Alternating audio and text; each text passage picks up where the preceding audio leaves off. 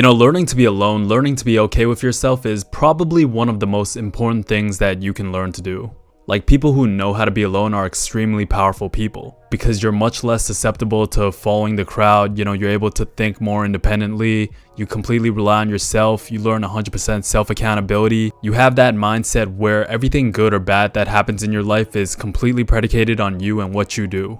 So because of that mindset, you're always taking action. Everything good that happens in your life, you try to replicate those actions. And everything bad that happens, you try to do the opposite. And overall, it gives you a lot of mental clarity. It allows your creativity to flourish. It gives you less room for escapism and wasting your time and distracting yourself.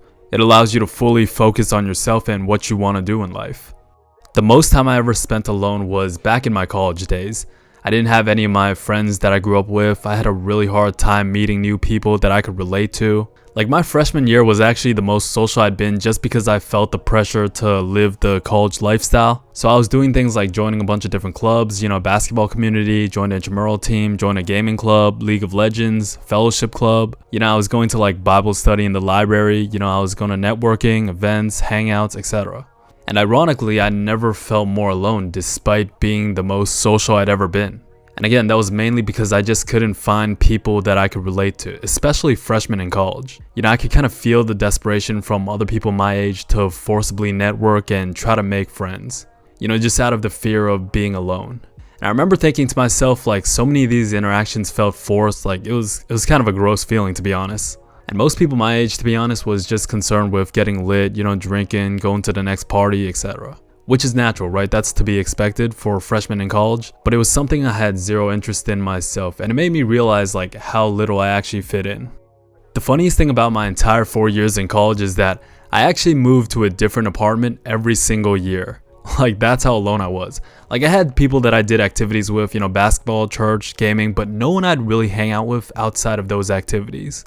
And in my sophomore year, I basically lived in a trap house. I moved into this 4-bedroom apartment with 2 other guys from my fellowship club that I didn't know too well, but like, I was kind of cool with them. And the one stranger that moved in the final room, he secretly had another friend living in the room with him. And obviously we didn't snitch, right? But it was kind of weird.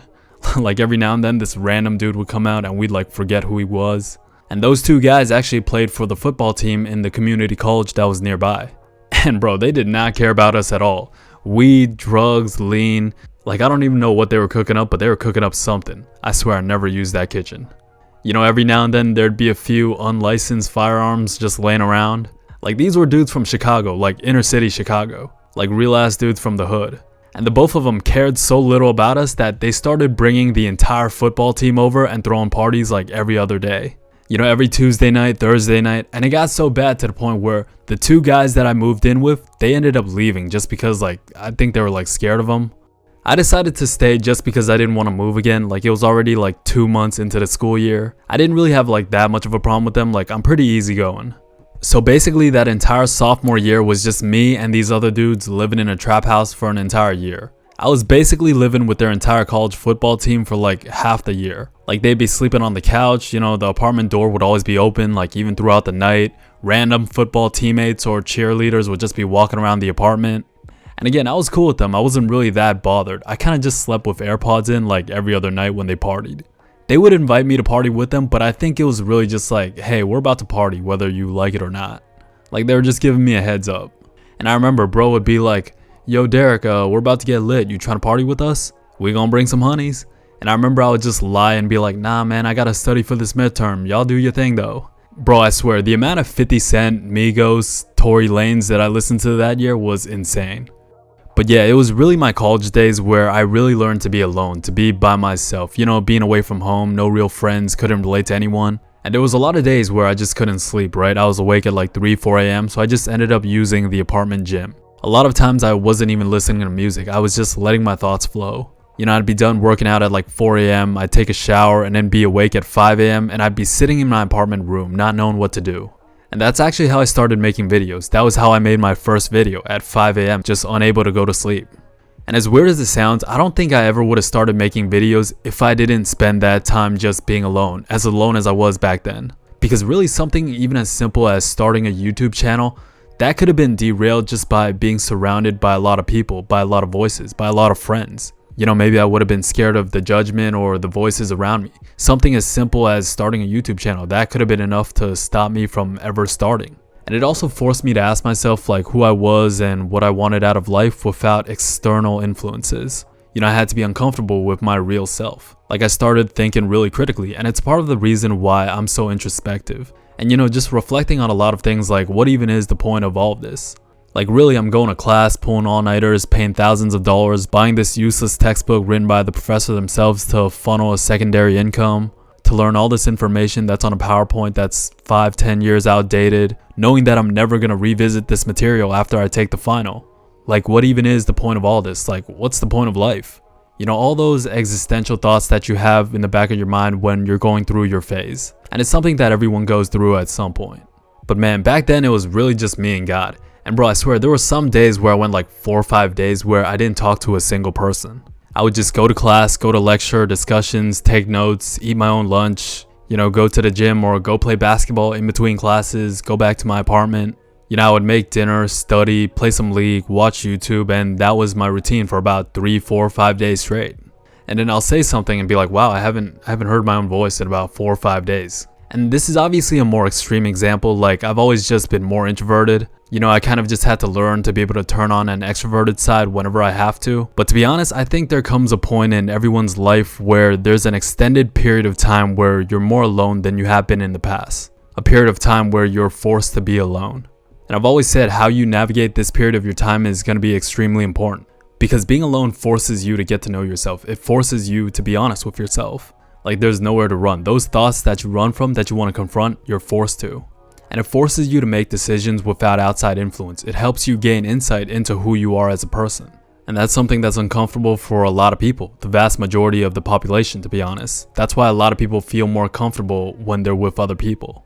And really spending that time alone is going to force you to evaluate the relationships with the people around you. And it actually allows you to improve those relationships with the people that you do genuinely care about. Like back then, my friends back home that I'd stay in contact with, that I would text, I used to love hanging out with them when I came back home from breaks. Like those were the most memorable hangouts. And it really does make you realize who's important in your life and who isn't. And solitude will make you realize that. And you also genuinely become a lot more creative as well. Like that's when you start doing or trying new things. When you're able to tune out that noise. And I think that's why a lot of artists or writers or philosophers, why they seclude themselves whenever they're trying to make art. It's why Da Vinci himself would go to like Lake Como in Italy to paint, or why artists or musicians today will seclude themselves in a recording studio for hours on end. Even throughout the night, like you're reducing your stimuli and the constant distractions. It allows your mind to wander, and all the new ideas or insight, it allows all those thoughts to flow. And you're also not worried or thinking about fear of judgment or criticism from other people around you. Like it puts you in your most introspective or self-reflective state, and that's when you're at your highest level of consciousness. And you can't do this if your homie is constantly hitting you up trying to party, trying to go to the club, trying to drink, chasing hoes or smoking weed or whatever distractions come your way. It's essentially why introverts tend to be way more creative than extroverts. And to be honest, the path to success is lonely in general.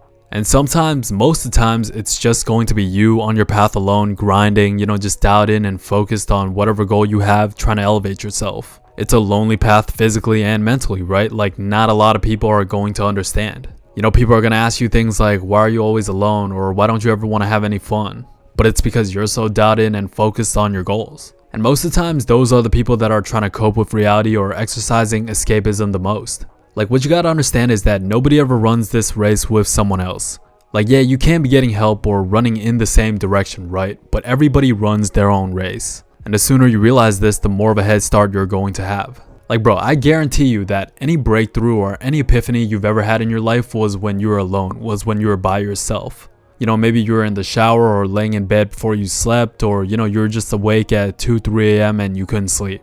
Like that's when your most honest thoughts about life come to you, is when you're completely by yourself in those moments. And there's two types of people when this happens. And the first is the person that scrolls social media or their phone when this happens. The people that will try to escape or run from their own thoughts. And the second type of person is the one that will internalize all those thoughts and immediately take action. You're going to feel all the stress and anxiety from those thoughts. But instead of letting those thoughts overcome you, let it drive you. Because your thoughts, your higher self, your gut feeling is telling you what to do and where to go. Like don't run from those thoughts when you're by yourself. Like bro, there's a reason why open floor plans are terrible for work environments and productivity. It's why office spaces have cubicles and secluded areas. Because solitude will 100% magnify your productivity. And something I never understood was like 10-20 people study groups. Like I don't know, maybe it works for some people, but I did that once in college and it was absolutely terrible. I remember we were all sitting in the library around this like big ass table with like 11 to 12 people.